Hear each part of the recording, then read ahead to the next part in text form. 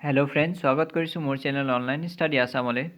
আজি আমি যি সিরিজ চলাই আছিলোঁ প্ৰিভিয়াছ ইয়াৰ কুৱেশ্যন, অসমৰ যিখিনি প্ৰিভিয়াছ ইয়াৰ কুৱেশ্যন হৈ গৈছে সেইবোৰৰ তাতে PNRD 28 আগষ্ট 2020 যি কুৱেশ্যনটো পেপাৰটো হৈ গৈছিলে সেইটো ডিছকাছ কৰিম। আৰু ইয়াৰ মেথছৰ পাৰ্টটো আমি আগতে ডিছকাছ কৰিছিলোঁ। আজি 48 নম্বৰ কুৱেশ্যনৰ পৰা 69 নম্বৰ কুৱেশ্যনলৈকে ডিছকাছ কৰিম, যিটো জিকে ছেকশ্যনৰ হ'ব।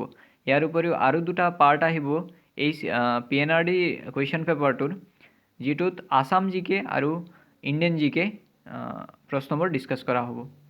প্ৰথম প্ৰশ্নটো হৈছে, who was the founder of Holi city of Amritsar? Amritsar চহৰখন কোনে স্থাপন কৰিছিলে?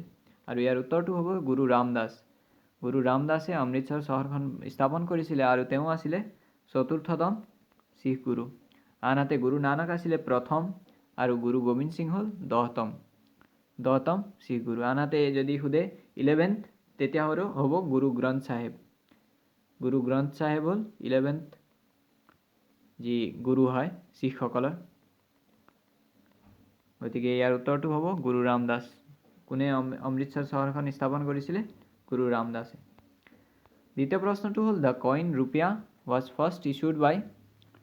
ৰুপিয়া যি কইনটো হয় কোনে প্ৰথমে ইছ্যু কৰিছিলে? আৰু ইয়াৰ উত্তৰটো হ'ব শ্বেৰ শ্বাহ ছুৰীয়ে। শ্বেৰ শ্বাহ ছুৰীয়ে প্ৰথমে ৰুপিয়াটো ইউজ কৰিছিলে বা ইছ্যু কৰিছিলে। আৰু মনত ৰাখিব, মহম্মদ বিন তুগলকক পগলা ৰজা বুলিও কোৱা হয়, পগলা ৰজা। আনহাতে শ্বেৰ শ্বাহ ছুৰীয়ে গ্ৰেণ্ড ট্ৰাংক ৰোড বনাইছিলে, গ্ৰেণ্ড ট্ৰাংক ৰোড। আগবাঢ়ো 50তম কুৱেশ্যনলৈ। In which year was the capital of India shifted from Kolkata to Delhi? কলকাতাৰ পৰা দিল্লীলৈ ভাৰতৰ ৰাজধানী কেতিয়া শিফ্ট কৰা হৈছিলে? আৰু ইয়াৰ উত্তৰটো হ'ব 1911 চনত। ভাৰতৰ ৰাজধানী কলকাতাৰ পৰা দিল্লীলৈ 1911 চনত শিফ্ট কৰা হৈছিলে। আৰু তেতিয়া কিং জৰ্জ ফাইভ আহিছিলে, যি কিং আছিলে ব্ৰিটিছসকলৰ, সেইটো আহিছিলে ভাৰতলৈ। আৰু তেতিয়াই কলকাতাৰ পৰা দিল্লীলৈ 1911 চনত শিফ্ট কৰা হৈছিলে কেপিটেল ৰাজধানীটো। 51 নম্বৰ প্ৰশ্নটো হৈছে, queen of musical instrument, musical ইনষ্ট্ৰুমেণ্টৰ ৰাণী বুলি কাক জনা যায়? কোনটো ইনষ্ট্ৰুমেণ্টক জনা যায়? আৰু ইয়াত অপশ্যনবোৰ হৈছে ভায়লিন, ফ্লুট, বীণা, চেহনাই। আৰু ইয়াৰ উত্তৰটো হ'ব ভায়লিন। ভায়লিনক ৰাণী বুলি জনা যায় মিউজিকেল ইনষ্ট্ৰুমেণ্টবোৰৰ। আনহাতে চেহনাইৰ ফেমাছ বাদক এজন হ'ল উস্তাদ বিছমিল্লা খান। আৰু এই কুৱেশ্যনটো প্ৰায়বোৰ এক্সামতে সোধে যে উস্তাদ বিছমিল্লা খান কোনটো বাদ্যযন্ত্ৰৰ লগত জড়িত? গতিকে উত্তৰটো হ'ব চেহনাই। 52 নম্বৰ প্ৰশ্নটো হ'ল, in the world production of natural rubber India ranks? ভাৰতৰ ৰেংকটো কি হয় প্ৰাকৃতিক ৰবৰ উৎপাদনত? আৰু ইয়াৰ উত্তৰটো হ'ব চতুৰ্থ। ভাৰত চতুৰ্থ নম্বৰ ৰেংকত আছে নেচাৰেল ৰবৰ বা প্ৰাকৃতিক ৰবৰ উৎপাদনত। আনহাতে থাইলেণ্ড হ'ল প্ৰথম নম্বৰত। থাইলেণ্ড প্ৰথম নম্বৰ আৰু ভাৰত চতুৰ্থ নম্বৰ। 53 নম্বৰ কুৱেশ্যনটো হৈছে, which of the following state in India has the largest area under forest cover? ভাৰতৰ কোনটো ৰাজ্যত আটাইতকৈ বেছি জংঘল আছে? আৰু ইয়াৰ উত্তৰটো হ'ব মধ্যপ্ৰদেশ। মধ্যপ্ৰদেশত আটাইতকৈ বেছি ফৰেষ্ট কভাৰ আছে। আৰু আগবাঢ়ো 54 নম্বৰ প্ৰশ্নৰ ফালে। মন কৰিব, এই PNRDৰ পেপাৰটো অসম পুলিচৰ পেপাৰৰ জিকেৰ লগত খুবেই মিলে। আৰু ইয়াৰ যি পেটাৰ্ণটো হয় সেইটো জিকেৰ পেটাৰ্ণ, অসম পুলিচৰ জিকেৰ পেটাৰ্ণটোৰ লগত খুবেই মিলে। গতিকে এই পেপাৰটো এনালাইচিছটো আপোনালোকে নিশ্চয় চাব লাষ্টলৈকে।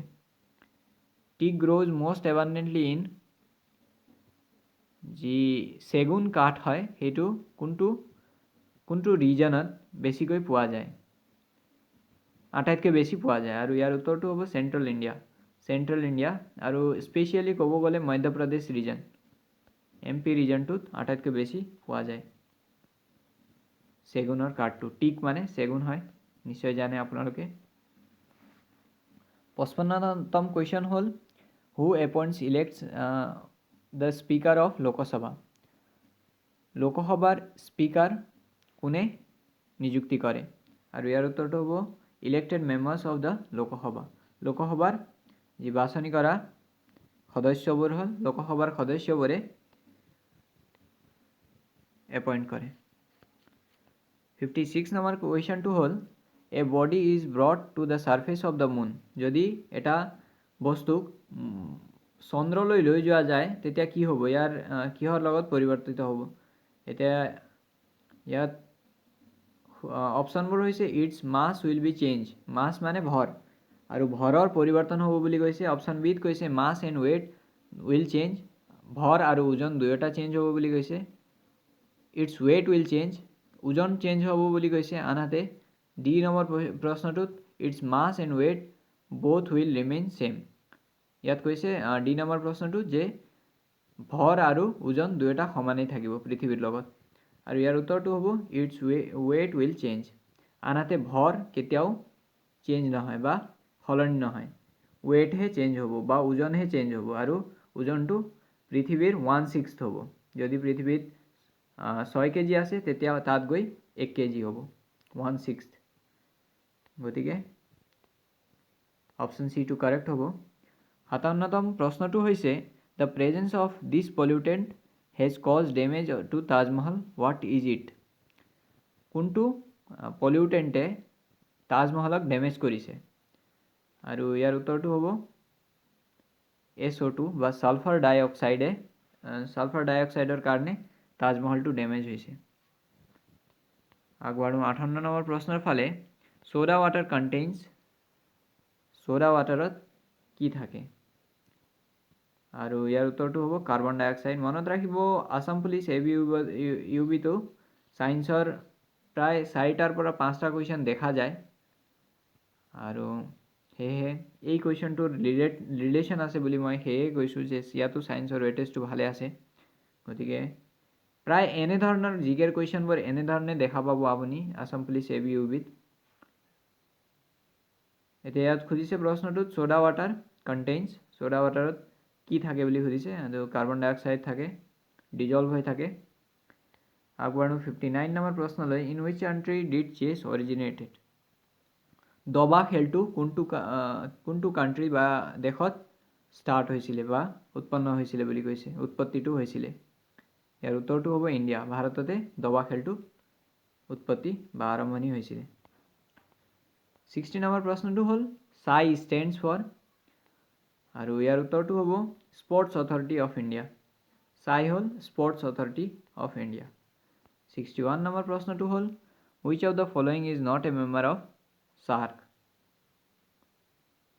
Which of the following is a not member of SAARC আৰু ইয়াৰ উত্তৰটো হ'ব म्यानमार SAARCৰ মেম্বাৰ নহয় আৰু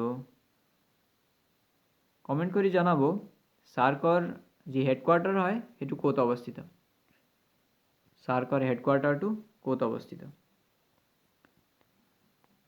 62 নম্বৰ প্ৰশ্নটো হ'ল where is the headquarter of UN situated united নেশ্যনৰ যি হেডকোৱাৰ্টাৰ হয় ক'ত অৱস্থিত সেইটো সুধিছে আৰু ইয়াৰ উত্তৰটো হ'ব none of this Washington London Geneva আছে ইয়াত অপশ্যনবোৰ আনহাতে ইয়াৰ উত্তৰটো হ'ব নান অফ দিছ কাৰণ UNO আৰু UNSC ইউনাইটেড নেশ্যন অৰ্গেনাইজেশ্যন আৰু ইউনাইটেড নেশ্যন ছিকিউৰিটি কাউন্সিল এই দুটাৰে নিউয়ৰ্কত হেডকোৱাৰ্টাৰটো আছে আনহাতে ৱাশ্বিংটনত IMF বা আন্তঃৰাষ্ট্ৰীয় মুদ্ৰা কোষ যি ইণ্টাৰনেশ্যনেল মনিটাৰী ফাণ্ড সেইটো আছে আৰু ৱৰ্ল্ড বেংক ৱাশ্বিংটনত আছে ৱাশ্বিংটনত IMF আৰু ৱৰ্ল্ড বেংকৰ হেডকোৱাৰ্টাৰবোৰ আছে গতিকে নান অফ দিছ হ'ব আৰু UNOৰ হেডকোৱাৰ্টাৰটো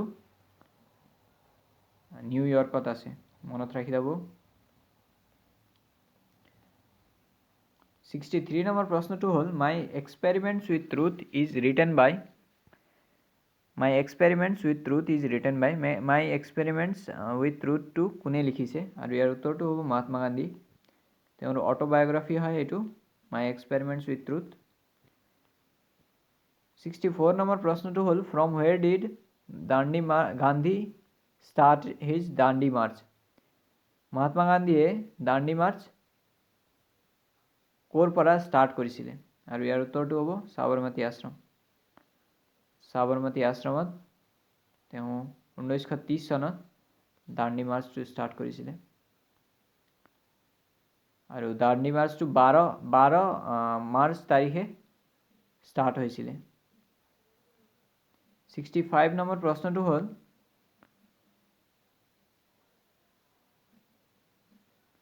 with what is the Chipko movement in India related ভাৰতত চিপকো মুভমেণ্টটো কিহৰ লগত জড়িত হয় আৰু ইয়াৰ উত্তৰটো হ'ব conservation of forest and wild life forest বা জংগল আৰু ৱাইল্ড লাইফ সংৰক্ষণৰ লগত যি চিপকো মুভমেণ্ট জড়িত হয় আৰু চিপকো মুভমেণ্ট সুন্দৰলাল বহুগুণা তেওঁ লিডাৰ আছিলে চিপকো মুভমেণ্টৰ আৰু নামটো খুদে চিপকো মুভমেণ্টৰ লিডাৰ কোন আছিলে তেতিয়া উত্তৰটো হ'ব সুন্দৰলাল বহুগুণা মনত ৰাখিব কথাটো খুবেই ইম্পৰ্টেণ্ট হয় 66 number question to hol International Women's Day is celebrated on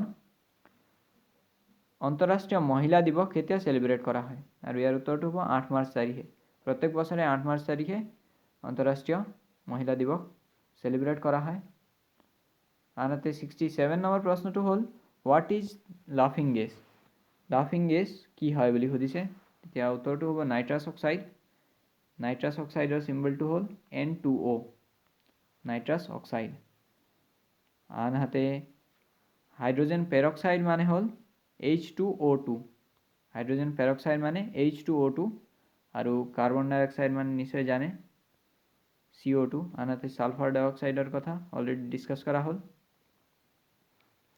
আগবাঢ়ো 68 number প্ৰশ্নৰ ফালে which festival celebrate Christ rising from death which festival celebrates Christ rising from death আৰু ইয়াৰ উত্তৰটো হ'ব ইষ্টাৰ সেলিব্ৰেট কৰা হয় ক্ৰাইষ্টৰ ডেথক জিকাৰ যি হেৰিটো ফেষ্টিভেল হয় 69 নম্বৰ প্ৰশ্নটো হ'ল at the stroke of midnight when the world sleeps India will awake to life and freedom was said by এই উক্তিটো কাৰ আছিল আৰু ইয়াৰ উত্তৰটো হ'ব পণ্ডিত জৱাহৰলাল নেহৰুৰ উক্তি আছিলে এইটো ইণ্ডিপেণ্ডেন্সৰ পিছত তেওঁৰ স্পীচ যি স্পীচ আছিলে হেতুত তেওঁ কৈছে আৰু এইটো ফেমাস এটা কোটেশন হয় গতিকে আজিৰ এই ভিডিওটোত ইমানেই আছিলে মই নেক্সট ভিডিও লৈ আহিম ইয়াত সেই নেক্সট ভিডিওটোত আসাম জিকে আৰু যি বাকি জিকেখিনি থাকি গৈছে সেইখিনি ডিসকাস কৰিম গতিকে যদি আপুনি পিডিএফটো লাগে আপোনাক তেতিয়া টেলিগ্ৰাম চেনেলটো জয়েন কৰি ল'ব থ্যাংক ইউ